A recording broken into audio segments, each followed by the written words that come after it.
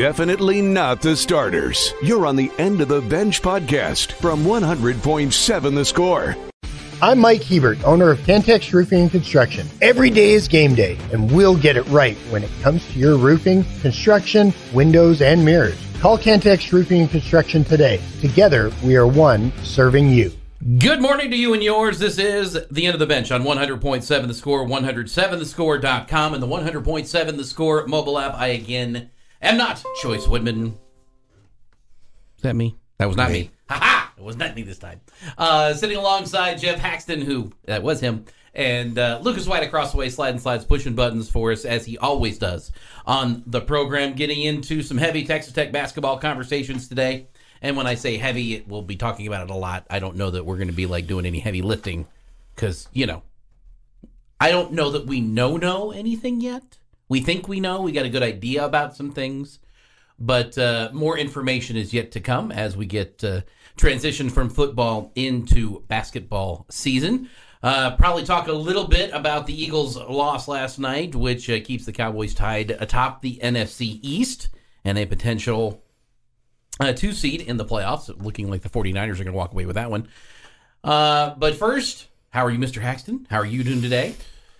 You got some chocolate chip cookies, and they were very tasty. Thanks to Bob, who brought in his homemade chocolate chip cookies. He's been doing it for years and just brought us a 10 to enjoy around here. So that was a nice lift and good things from him. And another day closer to Texas Tech and UTA, and that's kind of the finish line for me as far as getting to enjoy Christmas. As soon as that's over with, we'll load up and get on to Oklahoma and see my parents and my brother and his wife and his 2 kids and Logan and Hunter, and so looking forward to that. Excellent. Yeah. Now, we're going to be completely honest here. One of us is not feeling great today. And the person who's not feeling great is the guy over there and Lucas White. So, Lucas, say hi to everybody. Hello. See, he's not feeling good. That's the last time we're going to hear from Lucas. He's here. He is being a trooper and helping out his other coworkers by staying isolated and doing the things he needs to do today to run the board so he can take tomorrow off and be heavily medicated and feel better. So, thoughts and prayers going out to Lucas today so that he feels better. Now, I just do need you to confirm, and you can do this with a high or a low, that you are, in fact, not this sick because the Chargers fired their coach. So if you are sick... There's no escape. The only hope is the sweet relief from death. I thought of that about yesterday when I saw that news and went, I know someone who's going to be very happy that happened. So I'm glad that you are at least having some positive thoughts there, Lucas, as you try to get through what you have got. And yes, he does have some of the magic stuff above my desk. And like I tried to hand it to him, he's like, I'm already there. I was like, oh, good. I'm feeling better about what that is used for. The McGuire remedy. It's not just mine. Like it's like a known thing, but it is that I'm definitely the drug dealer up here for that particular substance because I will drink 3 or 4 cups of it a year minimum. When he came around the corner, he had this look on his face of dismay a little bit, and I was like, "Uh-oh, which bet did you lose last night?" And then he spoke, and I was like, "Oh no, it's not bet related. It's losing your voice related." Which is not easy in this business. So it's also amazing when you lose your voice, you can go to work, you just can't do anything up here. I mean, Lucas can produce, so that's gonna, and he's helping us out for the rest of for today, not having to have somebody come in on short notice. But like, you can't do any voice work, you can't be on the air, you can't do anything on a music station. You can do paperwork, you can do computer work. Other places you lose your voice and they're like, oh, hey, Bob, how you doing? And you're like, oh, okay, well, don't talk, we're fine. I need you to do this and this and this, and everybody moves on. But here it's like, sick day. Don't show up because we can't use you kind of thing. When was the last time you lost your voice? Knock on wood.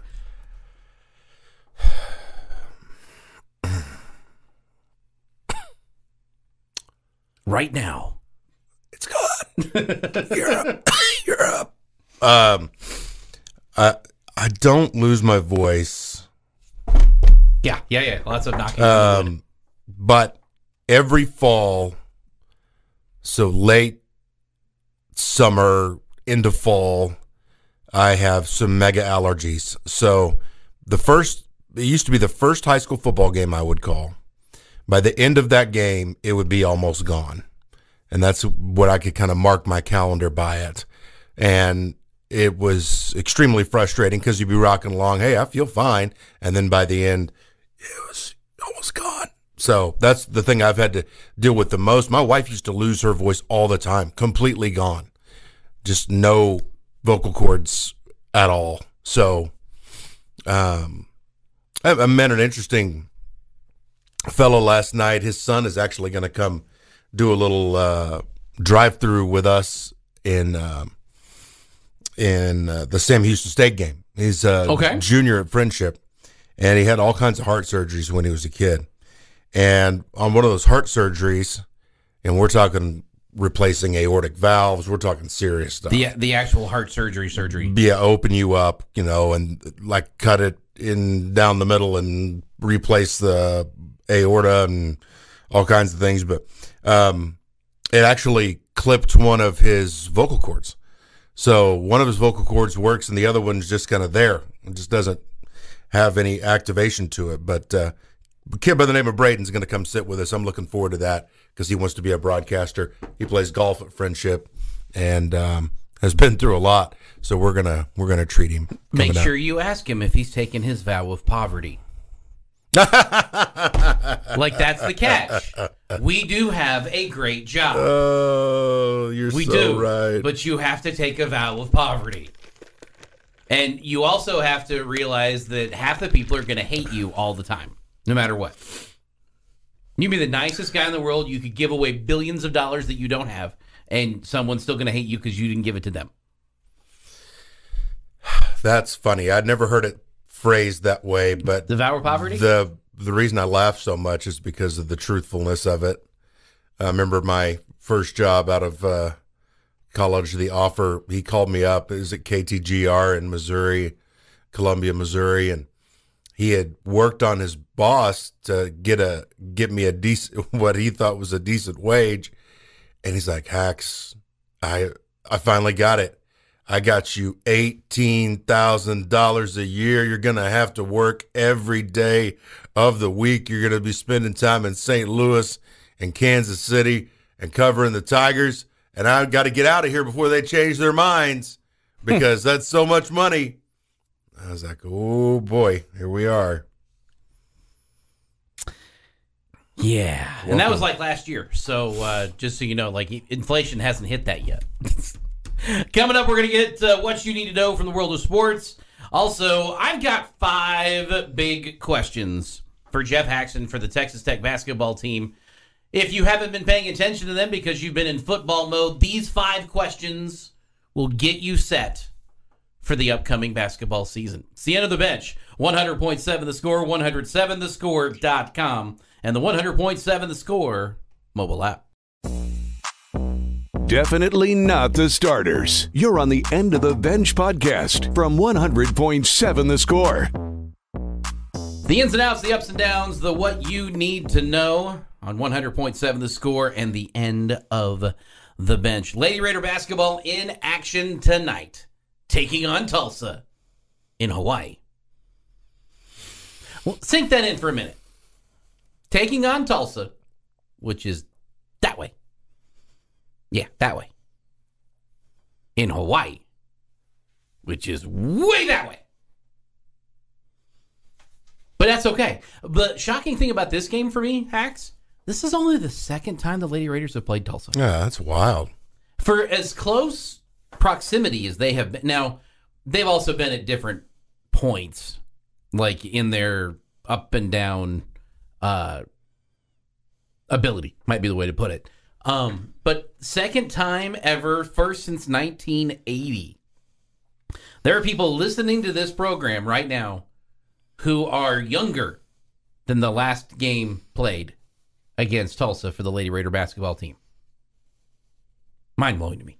8:30 pregame, 9 o'clock tip-off over here on 100.7 The Score, also on 107.7 ESFM. I'll tell you what, they did it upright, though, because they've been out there for 3 or 4 nights already. Oh, sure. On the resort, on the ocean, and I've been watching Fink tweet like crazy about it, and it looks like he's having a blast, and wish Chuck would have got to go with. He was supposed to, but then family duties called for Chuck, and he's up in Kansas City, so they did it right. They've had a lot of time to enjoy, I'm sure, and work and try to get better, and then now you're trying to stay undefeated tonight against the Golden Hurricane. You'll hear that game here again on 100.7 The Score and over on 107.7 Yes FM. Girls, boys, doubleheader. Cooper girls versus Lubbock High, followed by the boys at 6 and 7:30 respectively. Man, here. That's a lot over there, Jeff. You did a lot of writing. There's a lot of, and it's a lot of like multiple games because you've also got Liberty Girls and Roosevelt on 93.1 Texas FM, followed by the boys game at 7:30. Friendship Boys playing Trinity. Now this game is at LCU because that's how many people are going to show up for this one. It should be a fun game. I remember last year it came down to the wire, if I remember correctly. That game tips at 7. You'll hear it over on Double T 97.3. Last night, if you were not watching Monday Night Football because it involved the Dirty Eagles team, well, you missed a good one for us. Yeah, I watched a lot of this last night. Seahawks pick up a 20-17 win over the Eagles, which keeps the Cowboys atop, or at least tied atop the NFC East, and a chance for a number 2 seed in the NFC going into the playoffs, but still got work to do with Miami on the schedule on Sunday at 2:30, pregame 3:30 kick. Over on Double T 97.3. The Seahawks hit a late touchdown pass, and it wasn't looking good for them. Locke is out there as the backup quarterback, and the Eagles are not playing good football right now. And the Seahawks aren't bad. They're 500 now, 7-7, and tough to win out there in Seattle. They strike that late touchdown, and good for them. You know, we've seen quite a few games over the weekend, and one of the things that is kind of the line that connects all of them is kicking field goals is not a bad thing. Nope. In the NFL. It also in the college game, I'm telling you, there's still room for punts and field goals. Nobody seems to think about that anymore because they want to play Madden football and where there's no consequences, and if it's 4th down and 7 from your own 30 and you're going to go back there and go for it. Punt the football, take the points, don't chase points. You stay in games. This is exactly what happened with the Texans and the Titans. The Texans just didn't let the Titans run away. They stayed in it, made some field goals, won it at the end. Similar game last night with the Seahawks taking down the Eagles. In the association, not a good night if you are a fan of the Texas teams. Cleveland Cavaliers beat the Rockets 135-130. Nuggets beat the Mavericks 130-104. Spurs in action tonight. They tip off at 7 in Milwaukee versus the Bucks. And if you're a budding Stars fan like I am and trying to really jump in this year during the regular season, they pick up a 4-3 win over the Kraken, stay atop of the Central in the Western Conference, or I should say tied atop the Central in the Western Conference with the Rockies and 1 game up on the Winnipeg Jets. Taking your thoughts on the Yates. Miles Price going to Indiana. Jaron Bradley going to Boston College. To me, bye. Good luck. I mean, yeah, I don't have any kind of angst towards those guys, but to me, for sure, both those are steps backward as far as the programs go. Texas Tech's got a better program than both those places, Indiana and Boston College. I think that's, kind of telling of their ability, really. Bradley's motor never ran like it needed to. He wouldn't go fight for footballs. He didn't have that edge. Maybe he'll get that at Boston College. Miles Price, we thought he was a stud. Just showed flashes of studness. Yeah, just kind of a guy. So good luck to them and their now Big Ten and ACC futures. Saw one other thing. Yet another guy enter the portal. Linebacker. drawing a blank on his name. Pierre. Josiah Pierre entered the portal after his season this past year. I think 60 tackles for the Red Raiders. When you look at that room, though, of guys that are in front of him that are just absolutely studs at the linebacker position, I guess you kind of get why he's looking to venture off and find some more playing time. So as much as it hurts, go forth and good luck. Stay out of the Big 12. Anywhere else out of the Big 12, I'm fine. Or Washington State. I don't want you going to Washington State either. I don't want to have to root against you. How about that? Nobody on our schedule next year. How about we make that a rule in college football? Can't transfer to somebody on your previous year's schedule. Oklahoma State had a in-conference transfer. So Jaden Bray, who played for the Cowboys for 3 years, I believe, it kind of underachieved and also was beat up, but a talented guy. He's going to play for West Virginia now. So he's going up to be a Mountaineer. As we keep track of all these moving pieces across the collegiate football landscape. It is harder to keep track of than you want to think it is. Oh, it's very difficult. Because it changes second by second by second at times. Signing day tomorrow. Valdez did come back, by the way. That was cool. Yeah, so not everybody leaves that enters the portal. And you know what? I think for him, if I put myself in his shoes, I think he's making the right decision. It's not just because I want him to remain a Red Raider and one of those, hashtag Red Raider for life type situations, which would be nice because we don't get a ton of it because of the fluidity and the turnover that you get in sports. But I just think he's in a really good position. Yeah, you're not the guy, but for him, being the guy might be going to play for Midwestern State. Just saying. Sure. Might be going to play for Rice. Do you really want to go be the guy at Rice, or do you want to spell Taj Brooks? And, again, the thing about those two is I think they work well off each other. They have different styles, and that's what you want. You want to change a pace when you run out another guy while Brooks, maybe getting retaped or something. He might be tired. You're trying to you want depth in that running back room so you don't run Taj into the ground. By the way, Taj finished, I think, 4th in the country in rushing yards. So that's what's coming back there, which is, again, I think a cornerstone. What we need to do, too, is, if you'd be okay with it, I heard Jamie and Choice doing, was it most important players? Top 5 returners for Top next 5 year. returners, just ball players. Straight returners. Guys coming up on the team that are coming back next season that you are thinking are the most important. Let's do that at 10. Okay, we can do that. You know why? Because I already did, and I've got them all written down already. Good. I was smart. I decided to keep the sheet of paper I wrote them on so that my answers Lucas don't change. might email us his, and then we could read them for him. Sure. Or, text us because, he's got our numbers. Either way. We got the calendar coming up. Coming up at 9:45, I've got 5 questions for Mr. Geoff Haxton to answer about this Red Raider basketball team. If you are just getting into basketball season mode, now that football season is over, these 5 questions will help you out. We'll get those coming up on the way. Plus, you can get yours in on the Ace Flooring Center chat line at 107thescore.com. I also recommend not playing Uno with Bullfighter this weekend. Just going to leave that there. If you're on the chat line, you'll see why. It's the end of the bench on 100.7 The Score.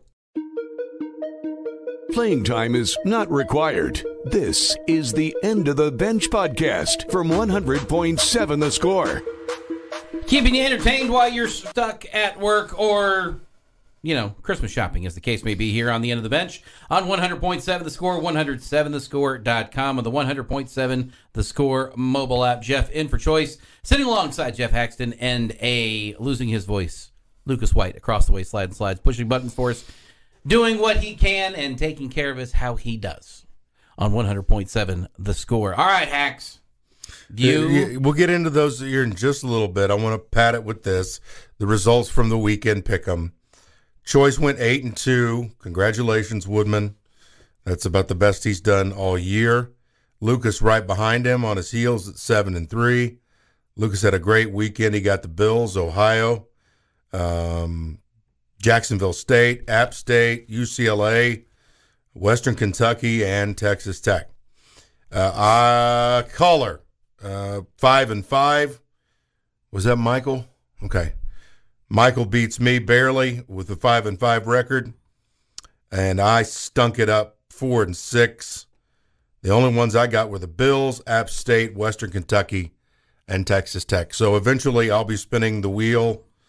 Probably not this week. I bet it's next week because Woodman and I we can do it together next week because you and I are rolling again tomorrow morning. No, I think it's you and Josh tomorrow. Okay. Yeah, because I only know that because I've got something I've got to do tomorrow morning. Okay, and you're I right. would have said I can't do that tomorrow morning. All right, well, I don't have the little wheels, so It's okay. We'll do it on Wednesday. Well, you can also have Mr. Woodman pop in for a segment and spin the wheel with you tomorrow. Yeah, so you know what your punishment is and get it out of the way. We'll do it post-Christmas. Delay the inevitable, as the case may be. Mm-hmm.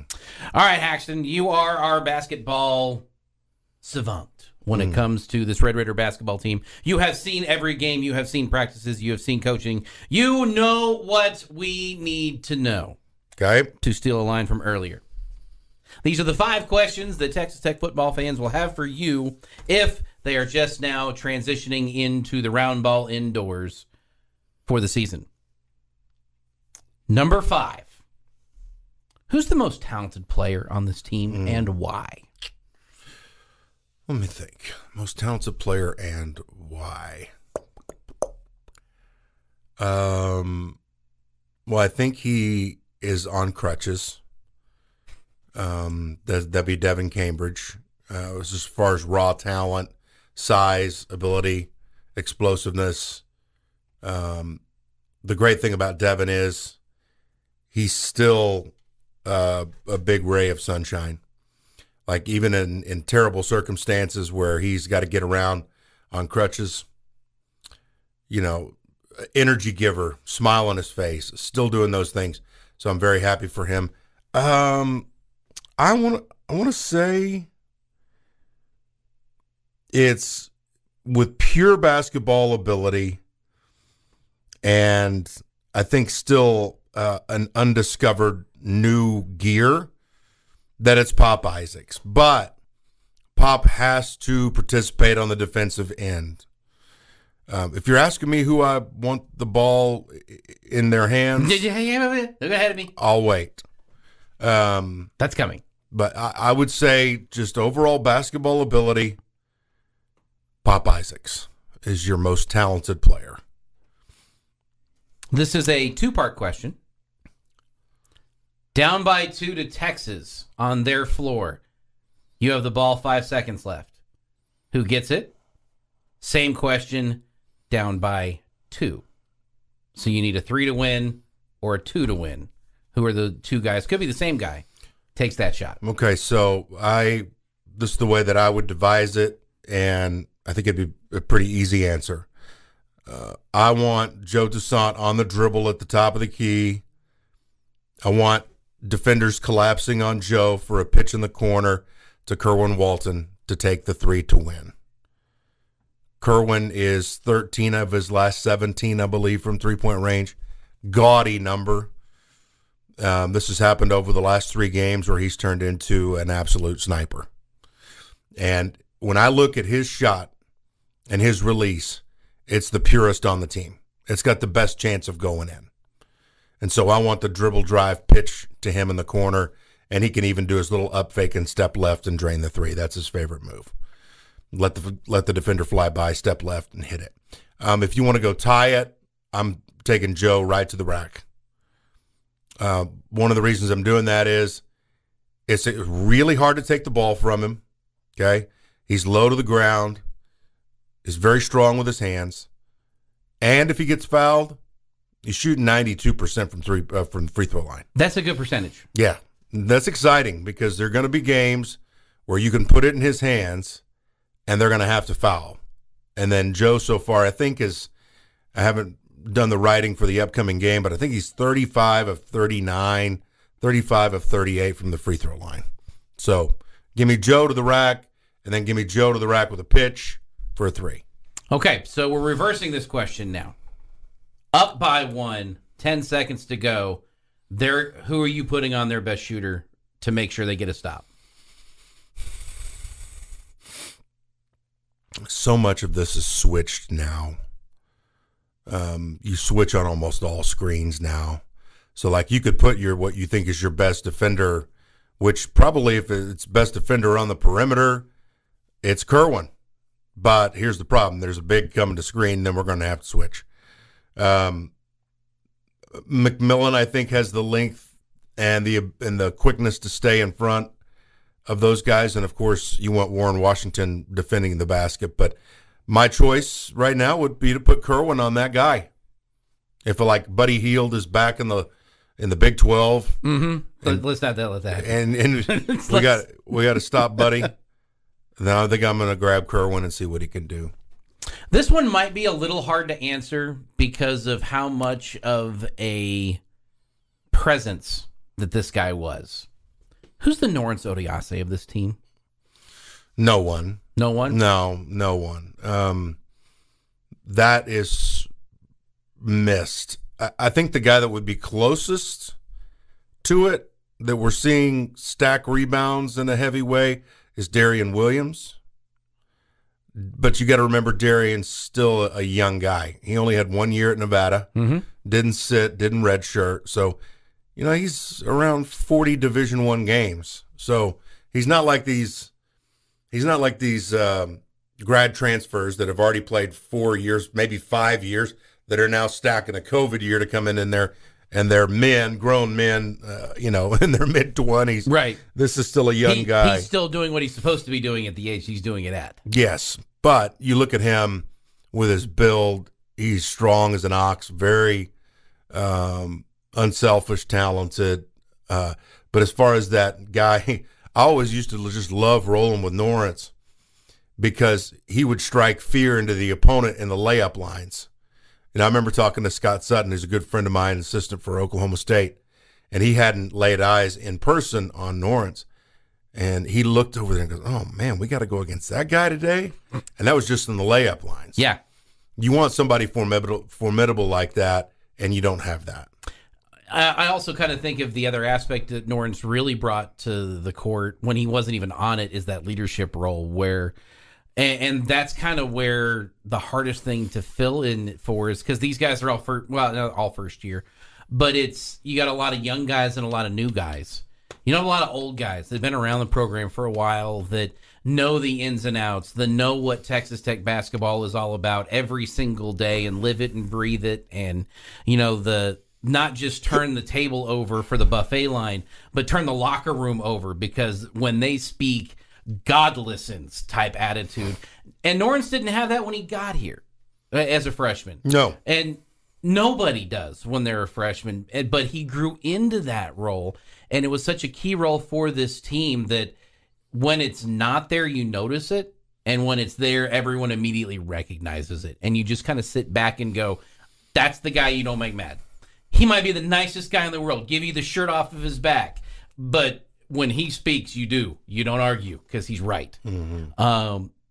And I hope they get one of those guys for this roster as it continues to roll through this year. And I think it can develop in a year who that guy is.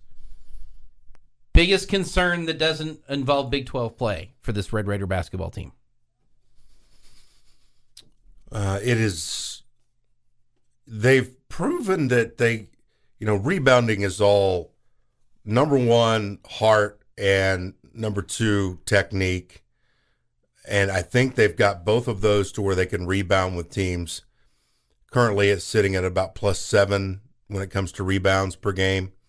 But running teams off the three-point line, doesn't matter who it is. I mean, we saw ORU light you up for 16 threes. That's going to be an issue, is losing that length with Cambridge where he can kind of guard everybody. You got to run him off the three-point line, and that's going to be a problem. So there's your 5 answers from Geoff Haxton about the Red Raider basketball team getting ready on the end of the bench. Playing time is not required. This is the End of the Bench podcast from 100.7 The Score. Stop! Kill the music! Kill it! Kill it! We have breaking news. No breaking news sounder? We don't have breaking not on this show. We don't have a breaking news sounder? Of all the times we need a breaking news sounder, this is breaking news that we need. Ladies and gentlemen, put your hands together. Texas. See, this is all important. Literally hot off the internet. Texas Tech and Texas A&M basketball programs have announced a home-and-home series to play each other the next 2 seasons, with the first matchup next year in the LBK and again in 2025 in College Station. 2 programs have competed against each other 125 times in the series history, but will be renewing a rivalry that has been stuck on pause since 2012 when the Aggies departed the Big 12 for the SEC. How about that, Mr. Haxton? It's exciting. I thought rivalries were going away in college athletics. This one's coming back. See? All we have At to do least is for 2 schedule years. them. It's allowed. Texas Tech owns a 64-61 all-time advantage in the series that dates back to the very first game, December 17th, 1941. Red Raiders and Aggies were Southwest Conference rivals from 57 to 96, and Big 12 rivals from 96 to 2012. So how about that? Getting back to Aggie hatred, where it belongs, at the USA. Did you see an email or something? Yes, literally came in at 10 o'clock. All right. So good deal to root against the Aggies. Coming soon to United Supermarkets Arena near you. Yes, indeed. Is that the email that just came in for you? Yep, there it is. Dadgummit, I turned you down. Okay. Maybe it just really wants to date. Sorry. It just really wants to date you. Have you told it you're married?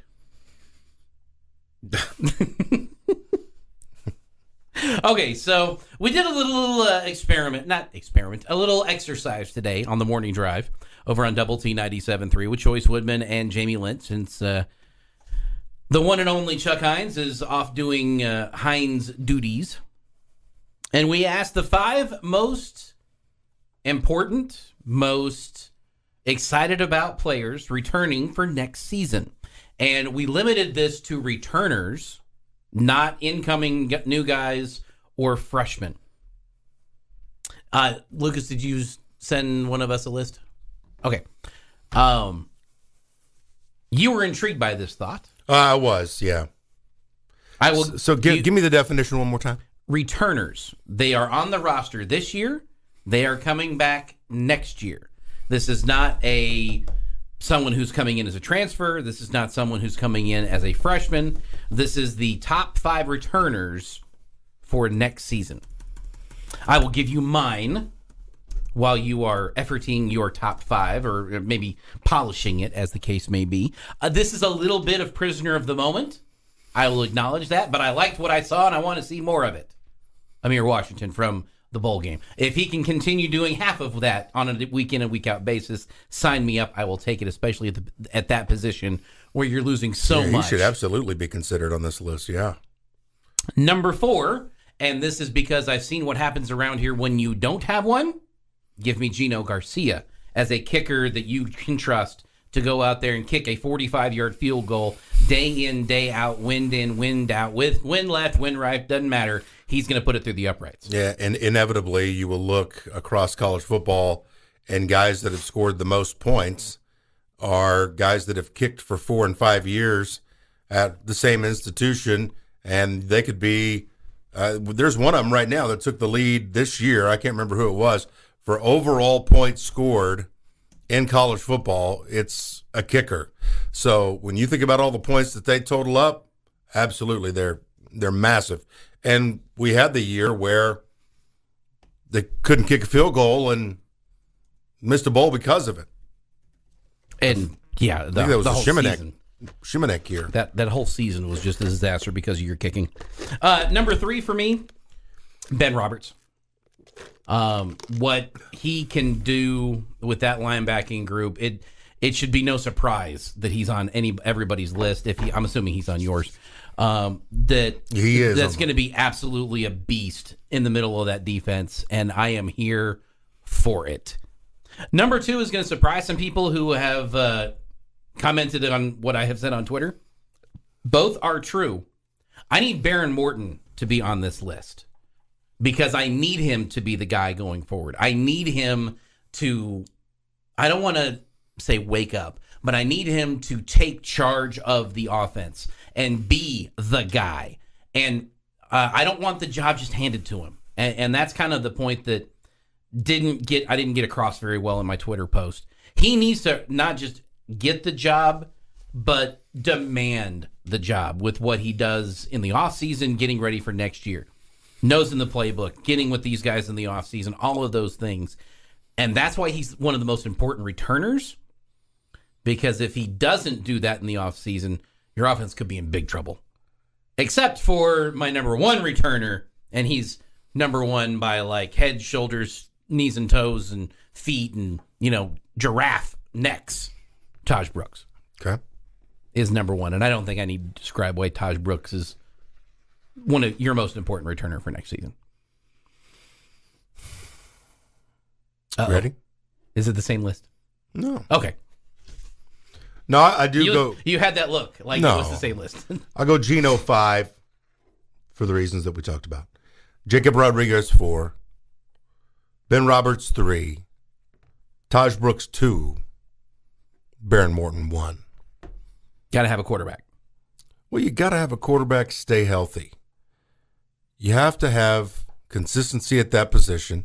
It's the most important position. Unless you start going wildcat with Taj Brooks, somebody's got to get him the ball, and that would be Baron Morton. So, again, we're leaving the ghost curse behind by moving out of the building and into a new building. Yeah, going back to the before foundation. The ghost is hopefully under the rubble of quarterback health past. And I was just thinking about it. I was like, hey, you want to get a season derailed? Have what's happened to Texas Tech over all of these years happen repeatedly over and over again, to where you're down to your not only through your second quarterback, but your third quarterback, which happened again this year. So I am putting a lot on Mr. Morton's shoulders and putting him at number 1 because of, again, it's the most important position in the game of football, and he has to be the man.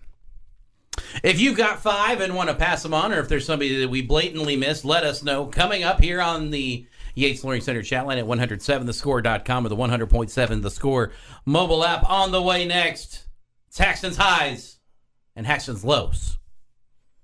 There is no middle ground. You're either a high or you are a low. I think Haxton's a high today. Feels like he's having a high day. What that means is I don't know, because Rob Irvy's not here. It's the end of the bench, 100.7 The Score. Playing time is not required. This is the End of the Bench podcast from 100.7 The Score. Get those questions in now on 107thescore.com or the 100.7 The Score mobile app. Benchwarmers, I need a Christmas gift idea for a sports fan. Help. My generic answer to this, and this is kind of my rule of thumb when it comes to sports gifts. If it's something that I think is cool for my team, I get it for them for theirs. Now, the caveat is that sometimes I have to tell them, don't get me this, because my version of this sucks. A couple years ago, I got Jamie and Chuck those above view, like 3D pictures of the stadiums. Mm-hmm. Arrowhead looked awesome. Yankee Stadium looked awesome. Like when you look at it from above, and it's got those like that 3D look to it, so it really kind of stands out. The White Sox Stadium is garbage. Like it looks just like a box. And you're like, this doesn't look cool compared to the others. So I don't want this for me. I would love to want this for me, but mine looks like garbage. These are cool. Enjoy. Same kind of concept for like those, and Jamie actually got me one of these, but like where it's your team logo and all their sayings and, or, you know, history of it. That's got like a little, like nice little frame thing that is unique for each individual team. I already have one for the White Sox, so I don't need somebody to get me for that. But if I saw one of those for a huge Rangers fan, they would really appreciate that because, hey, it's like all of my things. The full panoramic picture of a stadium also goes on this list of whatever stadium is cool. Something they can hang up and be like, yeah. Every time they look at it, think of you. There's on Facebook, I believe, there's these prints that have the road structure of your college hometown. Ooh. So you can like do a black background with the red streets, or you could do red streets with the black background. You can you can play around with it. Play around with it, yeah, a little bit, and then throw that in a frame, and it says Lubbock on it. It's really unique, and if you went to school there, all those roads. You spend a lot of time on them, and I've gotten that gift for a couple of people over the years, and it's always been a nice hit. Hey, grab some tickets to an upcoming game. Well, if they're a true fan, they've got season tickets. No, I'm kidding. Take somebody that I'm kidding. maybe you normally don't take. Let's see what else. Anything for a Rangers fan that says World Championships on it right now, because those are special. Anything that a keychain, a Christmas ornament, and anything. Magnet for your fridge. Yeah, any of those. Anything that's got championship on it with the Rangers logo, Rangers fan will enjoy it right now and enjoy it for a lifetime. You could be like Bullfighter and just get a sleeve tattoo of the moment. I don't like needles. That's my biggest problem. I don't like needles at all. And it's not even close. Benchwarmers, what is your go-to board game, card game, or video game that you completely own your family at during the holidays? Oh, man, there's so much. Uno is a go-to, and I don't own anybody in it. It's kind of it's the wealth is spread on Uno. We always talk about the little marble game where you go around and you can knock the marble off and send it back, and you got to get four marbles home. No, it's around a track. It's got a name that I never can remember, and 3 times a year somebody gets it on the chat line and they tell me what it's called. And it's a homemade game. Okay. My grandfather-in-law built this thing with the tracks with the marbles, and you try to get around the track. Wahoo? The Wahoo. They do it. They do it every time. Chatline doesn't disappoint. Well done. I never remember it. And they always do. Well, there you go. That's a go-to for sure. Wahoo. Big Card players in the McGuire / Spivey households as the years have gone by, and I have an uncle that he and I are not allowed to be spades partners. I love that. We can play spades with anybody else. We can play spades all day long. He and I are not allowed to be spades partners. That's so true. When you've spent that amount of time and can look at your partner's eyes and know exactly what they have, and they're doing the same thing to you, it's not fair. And we fell into it. Like, it was our play styles matched up so well that it was, okay, whatever I'm thinking is exactly what he's thinking at this point. Mm-hmm. So we're good. And we were good enough to, even when the other person went something that we weren't thinking, could be like, oh, okay, well, let me flip this gear over. And now we're just playing the other direction as we were going to go. I had 11 years a spade partner, and Ryan Neal and I absolutely waxed everyone on those 13-hour bus rides up and down the highways in Central America. Oh, wow. That's the way to do it. My family, my dad and my sister, the nucleus, gin players, whether it be rummy, knock, or gin, whatever version of it, all 3 of us have our own specialty.